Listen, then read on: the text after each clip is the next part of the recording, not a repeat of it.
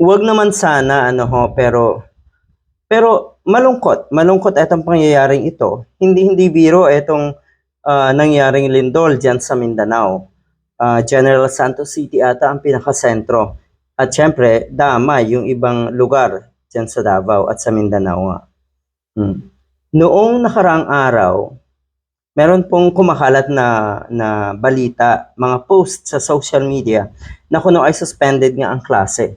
At ang sinasabing rason, ito, yung mga nag-post na mga PBBM supporters sa mga BBM groups, pakidelete dahil pwedeng paimbestigahan kayo niyan.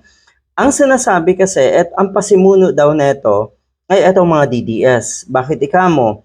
Ito ay isang paraan para isipin na naman ng mga kababayan natin na unang araw ng klase, meron ng ganitong klaseng suspension agad ang Malacanang. Yun yung sinasabi nila eh. Ayaw nila ng maayos na simula ng klase. Ayaw nila ng maayos na bansa. Kaya kahit yung simpleng ganito ay sisirain nila at guguluhin ang ating bansa. Ganyan kalala. Fake news po yun. Oy, kamukat-mukat mo ay nagkatotoo na dapat ang lahat ng klase ay i-cancel, lalo na po dito sa Davao City, lalo na po sa maraming parte ng Mindanao. I-cancel ang klase, i-suspend ang klase dahil nga dito sa strong earthquake. Ipagdasal natin. Nakita natin, kanina lang, nakita ko yung lawak ng pinsala, ang daming buildings, ang daming eskwelahan na gumuho. At sa puntong ito, wala pang masyadong report kung ano ba, marami bang casualty, marami bang biktima, marami bang nadamay na nakabahayan o kung ano pa man. Anyway, wala pang ganong damage assessment nga na nangyayari dahil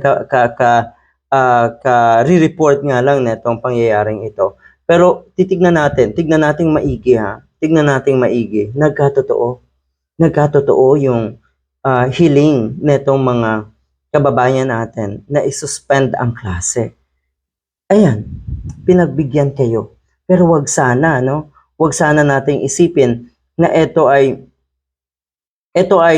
ikatutuwa ng mga kababayan natin, ng mga estudyante dahil suspended ang klase. Alam niyo naman ang mga kabataan ngayon, tuwang-tuwa pag suspended ang klase. Pero tignan natin, kung titignan natin mabuti, ito po ay hindi magandang pangyayari. Ito po ay isang pangyayari na nagbibigay sa atin ng leksyon. O ayan, pinagbigyan kayo na suspended ang klase.